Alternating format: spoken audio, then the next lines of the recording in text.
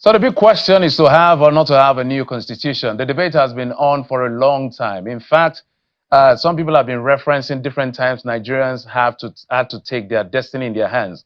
One of which was in 1960, of course, where we got our independence, and our patriarchs advanced that cause to say, look, as we are no longer interested in colonial masters. And then in 63, this is August, so it's almost 60 years after we had the plebiscite that created the Midwest region from the Western region. So there's a campaign right now as to whether or not we should move on in that direction. And that campaign is quite strong, coming in from eminent gentlemen led by Chief Emeka Anyoko. They call them the Patriots. And one of the things they are proposing, so if I want to give a quick recap, they met with the president about 2 weeks ago. They said to the president, Nigeria is a plural state with a couple of ethnic nationalities, hundreds of them, if you will. And we don't want to fall into the crisis of some that did not respect the plurality of that country, of their country. Czechoslovakia, Sudan were referenced that eventually disintegrated. And of course, they referenced Canada and India that managed that plurality quite well. And they are proposing to the president, send a bill to the National Assembly, proposing a constituent assembly that will bring in a couple of people from different states of the Federation that will be voted, non-partisan and all of that. And also within that bill, propose a referendum so that a new constitution will be drafted by this constituent assembly. And because there's a provision for a referendum, not now, I mean, they are proposing there should be a referendum in our constitution, then the people can now adopt what they'll consider the Nigeria's new grown norm. So that is a conversation. But yesterday they met and they actually set up a 7-man committee to work towards actualization of what they consider a new democratic people's constitution. It's been led by Professor Anthony Kila, a political economist and professor of strategy and development. He joins me right here in our Lagos studio. Prof, good to see you. Good to be here. Good to be here. I was not in the meeting, but at least we had a preview, or we saw what happened when you visited the villa. I mean, the Patriot. So maybe highlight to us what necessitated the committee to be set up. Because I know that the president has spoken, and in response from what we heard, president has said, it's a good move. However, my priority is to fix the economy. So whether it was noted, I'm going to look at it later. I don't know what to make of the president's remark. So what necessitated the setting up of this committee and what played out yesterday before we get to the nitty-gritty of the conversation? Oh, well, I think the idea of the committee is always something that has been part of the plan. The committee, which is tasked to advocate for the constitution, is part of the plan, because if you want to make a people's constitution, a people's democratic constitution, it goes without saying, it is automatic if you want to be faithful to the spirit of that the people should be involved. So the visit to the president is one of the steps that has already been designed to be taken. The idea is, the president being number one citizen, it's a good thing to start from him, and he was gracious enough to accept to receive us. The idea of the committee, I repeat, is to get in touch with the people, to inform people, to make them aware of the need for a constitution, to engage them, and above all, to listen to their input. So that when we say we have a people's constitution, we shall have a truly people's constitution. So what will you be asking them, and what are you expecting in response? Well, I think we're going to be telling them that this is what we intend to do. We want to reframe the ground norm, the working relationship of Nigerians as people, and everybody will then tell us what their aspirations and their constraints and their concerns are. And all these ideas together is what is going to form the nucleus of the new constitution. Mind you, and this must be said, that, it's not a tabula rasa. We're not starting the world as if nobody has walked on the face of the earth before. What we're going to be doing is a summary of what we have already and an update of what we have already, including what we do not have. So there are people that say, does Nigeria need a constitution, or it has a leadership crisis? Which is, in your view, what the problem is as of now?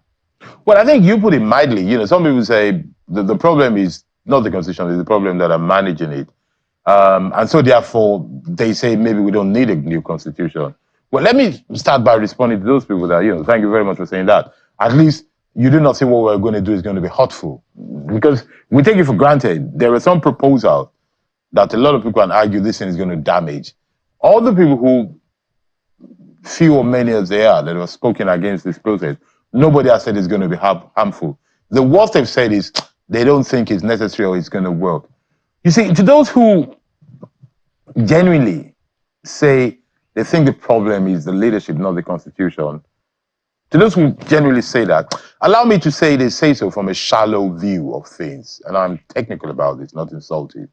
Their view is limited because they seem to forget that, yes, we have to improve leadership, but man is a product of system. You know, no man is an island. This idea that you get a leader that will change everything is an illusion. And a very practical example for them, for which they do not need to go into social laboratory, is to just see that these are Nigerians that we accuse of not behaving well. Once they get into other climates, they start behaving well all of a sudden. So what is happening? Is it the water, the milk they drink, or nothing? It's just the system. The reason why people do weird things here is because the system allows them to do it. So we propose to change that kind of system. And by the way, that is the functionality of it, you know, to say that the system needs to be relooked at. A good system will breed better leaders, not because the leaders become saints, but because the system coerces them, forces them. They work in a framework that does not allow them to go rogue or makes it more difficult to go rogue, as it were. That is the functional part. We should go to the procedural and symbolic part later, but I see you're eager to say something. No, you can go ahead. I'm just trying to listen to you to land on your thought, but you can land on your thought. Oh, but that's fine. You see, the other thing we need to talk about, I've talked about the functional part of it. There's another aspect that needs to be said. The Constitution is like the Bible of the country. You know, it's like the Quran of the country. It's a key part. It's like the copies of a file of a nation, as it were. If you start and on the most fundamental document that binds us together, which is the Constitution, and the Constitution starts by saying we the people. And if the first three words is not a lie, it's not true, can you say you have a problem? If the first three words that bind us together is false, then we have an issue there. What that tells you that the Constitution as it stands today is false, faulty, and needs to be redone.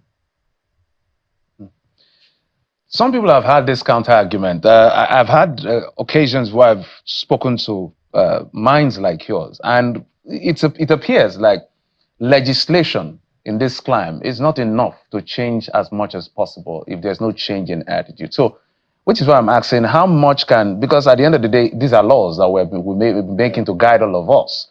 How much laws do we need? How much change do we need in terms of legislation to really change us? Because we have them in excess, including the Constitution that is termed faulty. I believe that we do not need a lot. I believe personally that a good Constitution should be a short document, 20 marks, 30 rules. Because, you can divide the Constitution to about, 5 parts.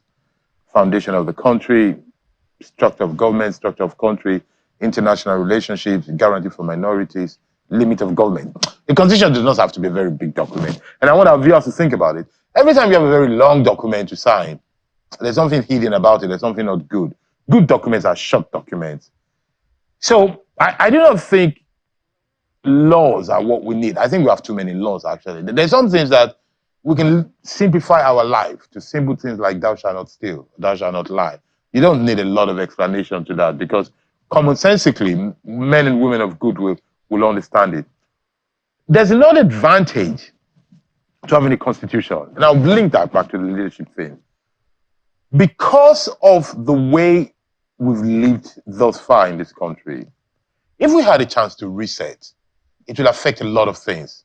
And this is a very human thing. If you think about it, that's why we get excited, at least those who do, when it's a Happy New Year, Happy New Month. Those people send you messages of Happy New Month. Now we even have people get excited about the new week. Because if you study human beings, the idea of a reset, a restart, is always good. If we can get together and reform the rules of our relationship based on the understanding of the errors of past and the aspiration of the future, it is very likely that we come up with something that will allow us to be better people. That attitude you're talking about. The Constitution, if it's a good short Constitution, concise Constitution, will allow people the day after we have the new Constitution to know their roles, rights, and responsibilities within the country. So that if anybody, from the governor to the president to anybody, violates that, we all can see that no, that's not what we agreed yesterday in this new Nigeria that we've set because of the Constitution. That is a huge advantage. So that attitude change, that leadership thing you talk about, it is because, at least partly because, the rules of engagement are not shared. Okay. So let's begin to break it down now. What are the issues within the Constitution that the patriots are looking at to address head on? Okay. Because the population has increased, Yes. Times have changed, new realities have come in, so has the complexity of the state become. Yes. So what exactly are we looking at here to correct that is faulty? In specifics, maybe just a few, and then we'll begin to dig deep. Well, let's make two things, straight away. Well, let's make it three and then just rush it. Number one is the process. The process of having a constitution that is truly a people's constitution. There will be a constitution that is made by a constituent assembly, which is what they're solely for, not legislate on our daily life, but solely for legislation, and that goes to a referendum, a plebiscite, that shows that, yes, we the people. So you do that, the first thing you get is that the foundation of our country becomes true. So when we say we the people, it will mean we the people. The second part that I think is important to realize is that for once, we're going to create a constitution that understands and embraces our diversity, that sees the limit and the risk of diversity, which can lead to balkanization, marginalization, or oppression of the majority over the minority, or issues of population, but also say there's something to embrace so that we have a country that is made of different flavor. At the moment, if you look at Nigeria, what we're trying to do is to force people to be what they're not. I believe, and this is a personal thing, that Nigeria is a union of nations. And there's nothing wrong with that. You see, when I hear politicians say something like, and I want our viewers to think about it, a lot of politicians, if you look at their biographies, especially national politicians, they say they are detribalized. What a bag of nonsense, detribalized. What a lie. Why do people need to say they're detribalized? You don't need to be detribalized. What you need to be doing is to be loyal to the Constitution and to be fair to conscience and humanity. And to be able to say the truth, regardless of tribe or they are saying ethnic they are group. tribe blind or color blind. Okay, not color blind in this. Not color blind, but can they be tribe blind? Only a fool or a foreigner is tribe blind in Nigeria. Let's be clear about it. And there's nothing to be ashamed of about it. It's not bad. There's nothing bad. The problem is that when people use ethnicity or religion to cheat, to oppress, to manipulate, and to lie to others, that's where the problem comes from. We should, rather than, and this is the point, when you say they're detribalized, rather than trying to force Nigerians to forget that they come from different ethnic groups, we should look at Nigeria in terms of flavor. When we look at our map, we should imagine the different kind of what can be done with egusi in different parts of Nigeria. We should think of what can be done with the different kind of spices we have, the different kind of hairdos, the different kind of, attires that we have. That is a beautiful thing, not something we need to suppress. So far, we've tried to suppress it. The new constitution that the Patriot one will not suppress that. Okay, we're going to take a quick break and a very short one, and we will come back after this break to highlight some of the things that we understand the Patriot reeled out that will be corrected in addition to what Professor has said. It's a big conversation. Join us again.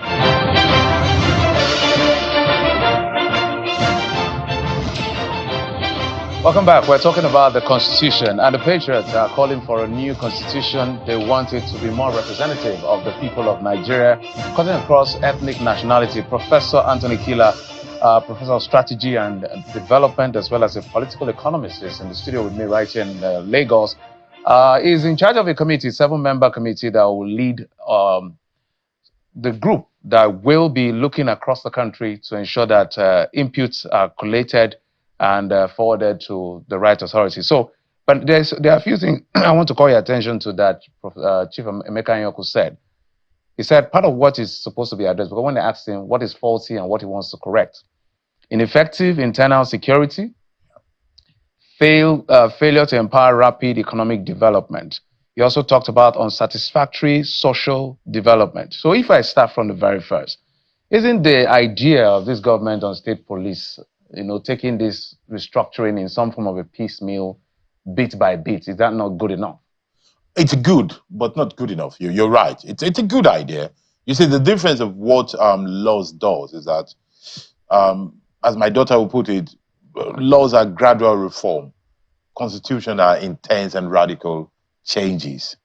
So if we agree, if the Constitution recognizes state policing, for example, it is different from an amendment. It is different from just a legislator. You see what I mean? It shows the structure of the country so that way, if the Constitution recognizes the presence and the importance of subnationals in the country, whether they're regional states, we can look at that. A violation of which would be a clear violation of the Constitution. So it's important. We are in a situation in Nigeria in particular where minor inputs are not enough. But globally, because of the times we live in, you need very quick and intense intervention to obtain anything. The world of gradually is over, where you take a piecemeal approach, as you said, is over. You really need to turn things around quickly now in a very intense and rapid way. So the second one has to do with rapid economic development, which he says this constitution doesn't allow for. Yes. It sounds like another way of saying restructure, fiscal restructuring of the country. And when you bring the issue of restructuring, it looks like the South is advancing that cause. The North seem to be a bit laid back in approaching it. So how does the patriots, how do you want to approach this? Well, there are two things to be said about the issue of restructuring. You've actually left out a third one. Okay. Where people say restructuring means different things to different people. That's one of those kind of common places that is devoid of intellectual prowess that people say in this country. We should stop saying that. Restructuring is a word that is in the dictionary. It does not mean different thing. If you don't understand what it means, pick a dictionary and check what it means. And that is what it should mean for everybody. There can be no, this is what it means for you, this is not what it means for me. Maybe your idea of a new Nigeria is different from mine, but let us agree at least on what a word means. Otherwise, we're not going to move forward. We're just, fall into the rail of relativism. Let's not do that. Here's the thing. I do not believe this commonplace to say that the South wants restructuring, the North does not want it. I know a lot of Northerners that are fully for restructuring the country. They're fully for a true federal state because they want to manage their resources, which we have, and they want to lead a kind of life that you as a Southerner might not even agree with. And I think it is that kind of system that agrees. On restructuring, let me say something very personal. This is me talking now. That unlike other people who try to disguise that word and shy away from it, I own it. There's nothing wrong in the word restructuring. There's nothing wrong in saying that you want a Nigeria that is decentralized. There's nothing wrong in saying that you want a country where the center is weak and the peripherals are stronger. Absolutely nothing wrong. Let's make that case for ourselves and then let's see what happens. So, yes, I do not believe that the interest for restructuring is North versus South. I think it's just some lazy people who are intellectually lazy or perhaps mischievous. It may not be that they're intellectually lazy. It may just be there, just like you have a right to say yours and hold your view. It is their right to define what they want their country to look like. I call it lazy because they not to be informed. Because the truth is that we go to the North today, just like Nigeria, these views cut across. I believe there are some people who are in the name of the North are saying things that is not what the North believe in. There are people who thrive on this division and they use their people, both in the North and the South, without taking anything to their people. How can you talk on the North when the North is so poor? And you edge yourself to be their voice and their leader. It's time to start saying shame on those leaders who have led the North to a very poor place. And indeed, anybody who has led Nigeria to being so poor, any part of their country, North or South, and who still think they have a right to speak for them. Part of what the advocacy group is going to do is to reveal the true Nigeria beyond the known faces. that have been speaking for them to see what the people actually want, so that they won't get a constitution that is a decree, but they get the people's voice, students and workers, traders and scientists, painters and writers to say, this is my north, this is my south. So what timeline is the Patriot looking at to see how this works out, whether to continue with the advocacy or just shelve it and say, okay, we've done our bit, we'll just move on from here? But I don't think why you say we've done our bit. The day, the day we get results is the day we stop fighting. But overall, there's a sense of urgency that needs to be done very quickly. And rather than saying a month or two, what has been done is to break the trajectory into 3 steps. Number 1 is the first moment of informing people and engaging them, then implementing it. On a final note on this one, state creation, is this part of the mix? No, that's a chapter. It's not a crucial thing in it. That's input that we'll get from people. Otherwise, the Patriot will have written the constitution. The Patriot is not writing constitution for Nigeria. The Patriot is facilitating and enabling a new constitution for Nigeria. I must thank you so much for coming on the program, Professor Anthony Kila, Professor of Strategy and Development, political economist, for bringing your perspective on. Let's see how it plays out. The president says, I will think about it, but for now, I want to fix the economy. But I must thank you and your group, led by Chief Anyoko, for what is playing out. Let's see how it plays out. Well, we're not going to wait. We're going to act. But let's see how it plays out. All right.